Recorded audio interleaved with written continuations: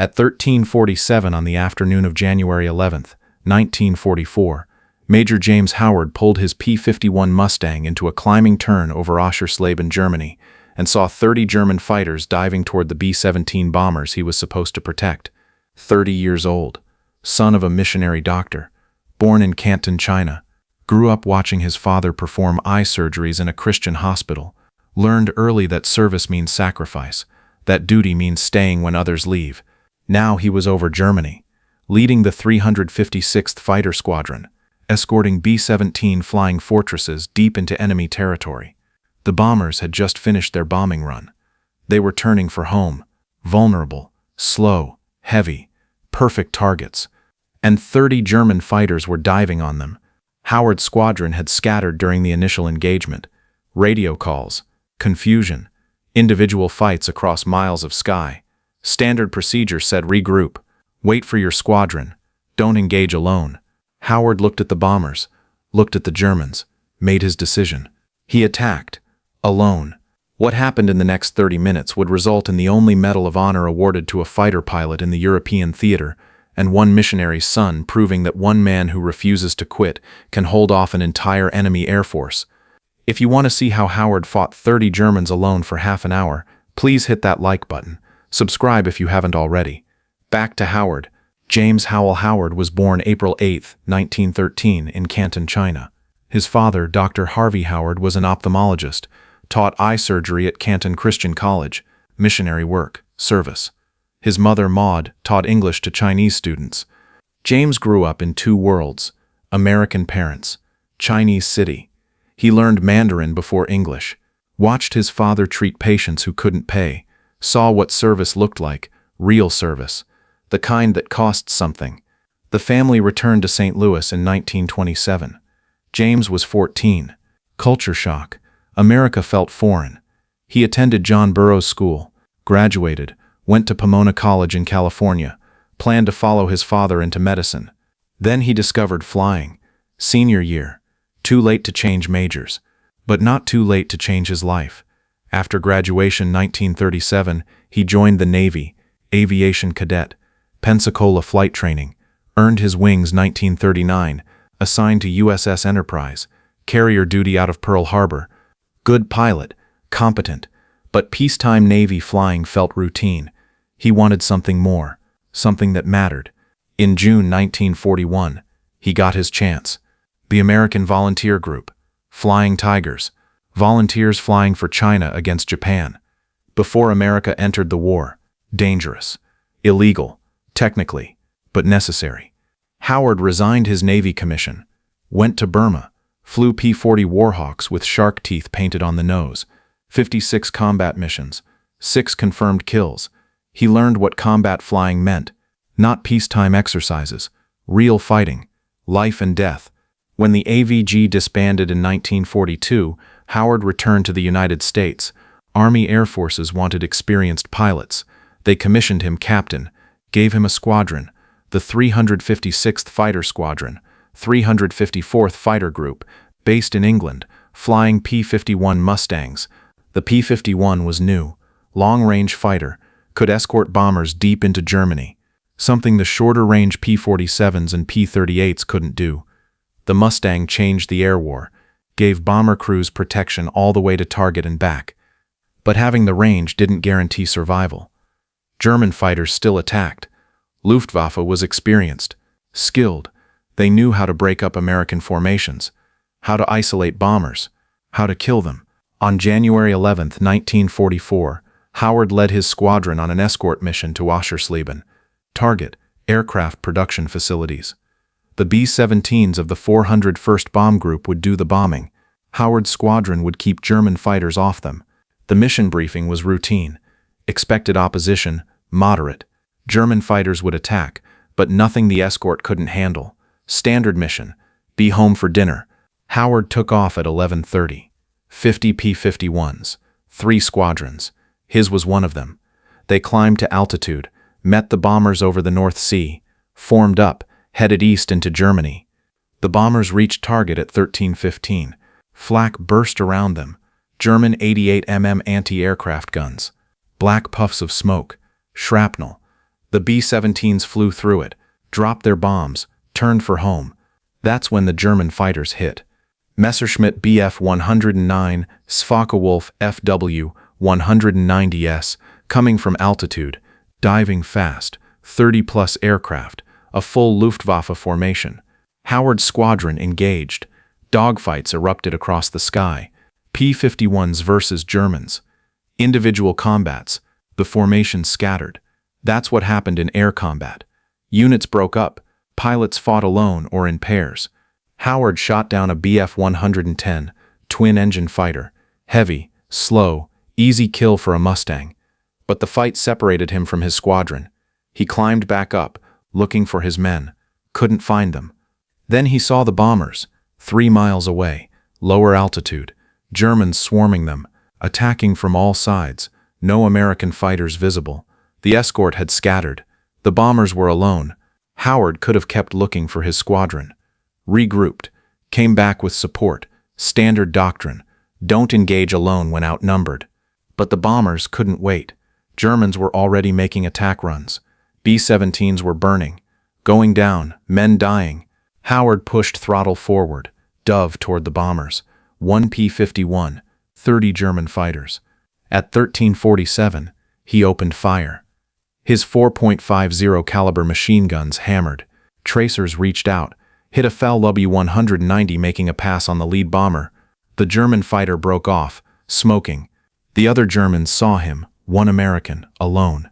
They turned toward him. Howard didn't run, he turned into them. Head-on pass.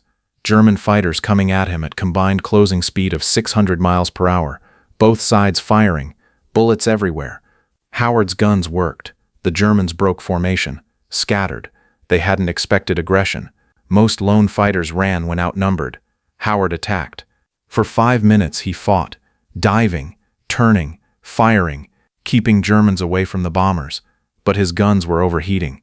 The P-51 carried 4.50 calibers, 2 in each wing, fired by electrical solenoids, high rate of fire, but sustained firing caused jams. At 1352, his right outboard gun jammed, 3 guns left. He kept fighting. At 1355, his left outboard gun jammed, 2 guns left. At 1359, his right inboard gun jammed, 1 gun left. Howard was fighting 30 Germans with 1 machine gun, and he kept fighting. The bomber crews watched. Waist gunners, ball turret gunners. They saw 1 P-51, saw it dive into German formations again and again, saw it break up attack runs. They couldn't believe it. Major Allison Brooks, leading the bomber formation, watched through his cockpit window, saw Howard's Mustang, alone, attacking, over and over. Brooks said later, "For sheer determination and guts, it was the greatest exhibition I've ever seen. It was a case of one lone American against what seemed to be the entire Luftwaffe." Howard didn't think about determination or guts. He thought about his father, missionary doctor in Canton, treating patients who couldn't pay. Service, duty. You do what needs doing. At 1405, Howard's last gun jammed. He was out of ammunition, no working weapons, 30 Germans still attacking the bombers. Standard procedure, RTB, return to base, mission complete. You're out of ammo. You're done. Howard didn't leave. He kept flying with the bombers, and he kept attacking. Fake attacks, aggressive dives at German fighters. No guns, just maneuvers that looked like attacks. The Germans didn't know his guns were empty. They saw an aggressive Mustang diving on them. They defensive, broke off their attacks on the bombers. Howard flew like his guns worked, picked targets, dove at them, pulled up at the last second. The Germans evaded, broke formation, scattered. It worked. For 15 more minutes, Howard attacked with empty guns. The Germans believed he was still deadly. They avoided him, focused on him instead of the bombers. The psychological warfare was perfect. One unarmed P-51 holding off 30 armed fighters through pure bluff. At 1420, Howard's fuel ran low. Red light on the panel. 20 minutes of fuel remaining. Enough to get home if he left now. Not enough if he stayed. He stayed, kept fighting, kept diving on Germans, protecting the bombers. At 1430, other American fighters appeared. The scattered escort had regrouped. They saw Howard, saw the Germans, joined the fight, The German formation broke off. They'd been fighting one P-51 for 43 minutes, lost multiple aircraft, accomplished nothing. The bombers were still flying, heading home, undamaged. Howard's fuel was critical. 5 minutes remaining. He turned for England, nursing the engine, watching the fuel gauge. He landed at 15:05, fumes in the tanks, one bullet hole in his aircraft, tail section, superficial damage. His crew chief counted the ammunition. 4 machine guns, all jammed, all empty. Total rounds fired, approximately 2,000. Standard load was 1,880 per gun. Howard had fired everything, and then fought 15 more minutes with empty guns. The ground crew asked what happened. Howard said, "I seen my duty, and I done it." That night, bomber crews reported the action. One P-51, alone, fought 30-plus Germans for half an hour, protected the entire formation. 0 bomber losses during his engagement. Colonel Harold Bowman, 401st Bomb Group commander, wanted to know who was that Mustang pilot. Word spread fast. By morning, everyone knew. Major James Howard, 356th Fighter Squadron, born in China. Missionary's son, Flying Tiger veteran, fought alone for 30 minutes, saved a bomber formation.